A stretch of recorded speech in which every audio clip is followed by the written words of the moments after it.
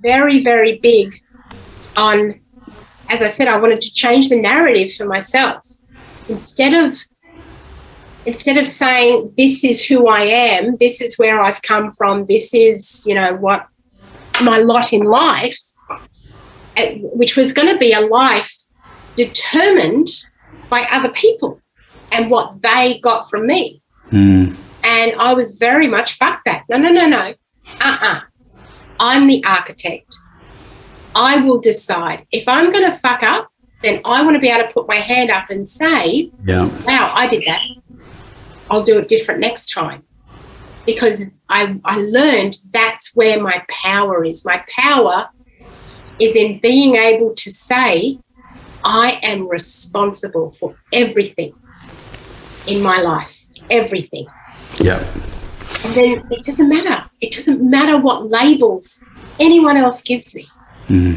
I choose my labels, and I choose empowering ones. Sometimes I choose ones that give me a giggle. Neurotic road rager. I throw some in there.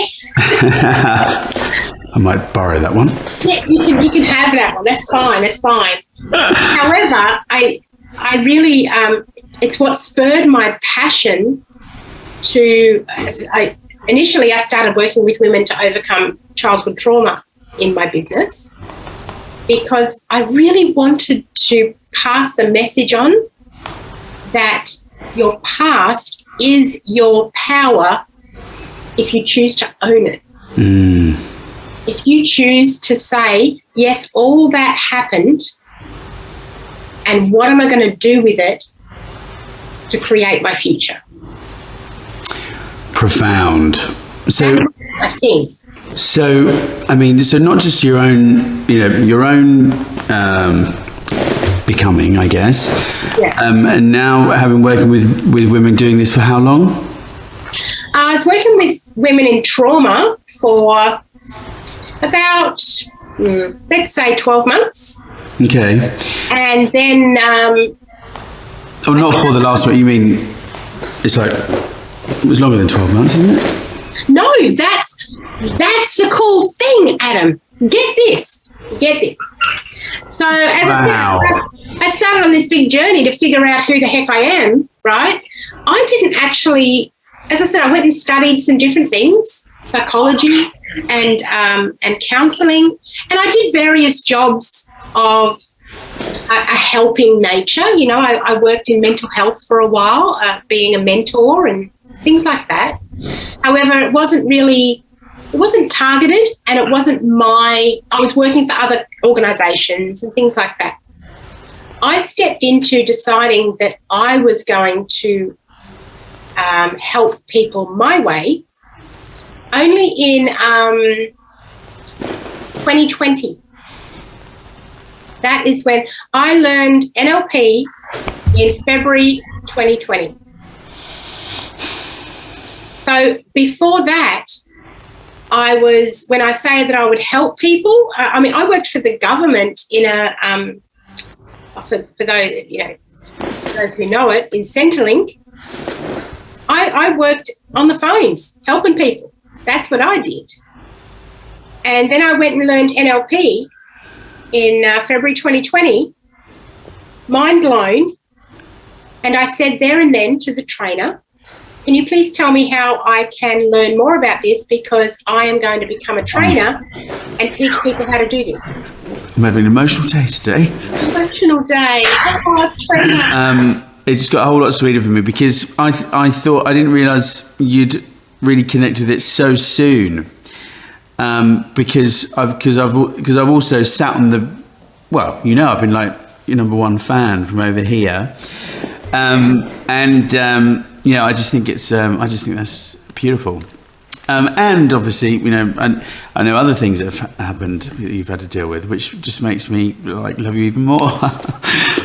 Anyway, back to you. And then, as you know, through it all, the difference has been huge for me. That at age 49, I learned I was pregnant and had so many people, it was real polar, Adam. because on one side I had all these women going, "Oh, you're amazing! Like you're so inspiring.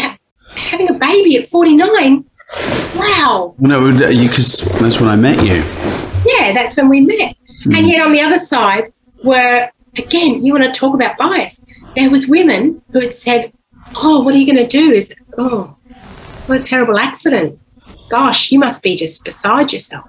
And so then there's this bias built in that because of my age, I shouldn't be getting pregnant or having a baby, Yes. you know? So it exists everywhere we look, which is really, really interesting to me to see the fabric of the society around us.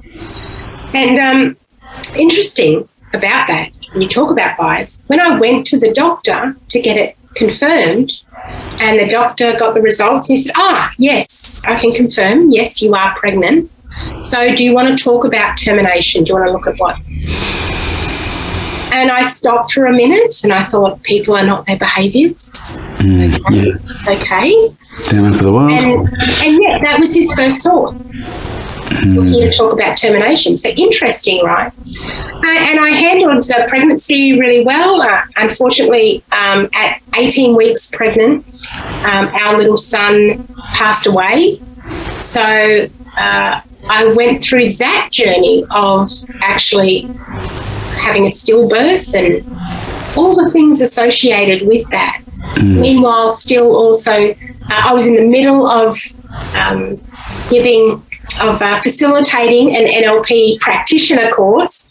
So I was in the middle of teaching and then had to pop into hospital and have a stillbirth. And then it was right on Christmas as well. It was the 15th of December. It was right around that Christmas time as well. And yet, not for 1 minute did I think, well, here's another shitty thing that's happened in my life, or here's another shitty label that I'm collecting. Not for a second, Adam. I know you didn't. It's amazing. I embraced it, and I embraced every emotion, every bit of anger, every bit of sadness, every bit of grief, and every bit of gratefulness for the journey that my son took me on, and that my family, my friends, and NLP was there for me. It showed me what an amazing thing the human body is, and what a resilient woman I am, that I have overcome so much, and yet I have zero regrets. Zero. I will live my life as it's intended by me, and I continue to do that now. Yeah.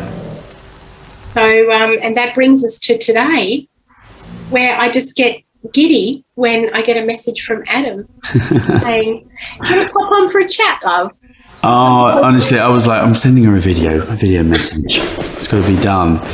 You in particular are an amazing example of somebody that unlearns and keeps it. So, as Dr. Joe Dispenza calls it, you know, overcoming and becoming, which I think is such a wonderful way to put it.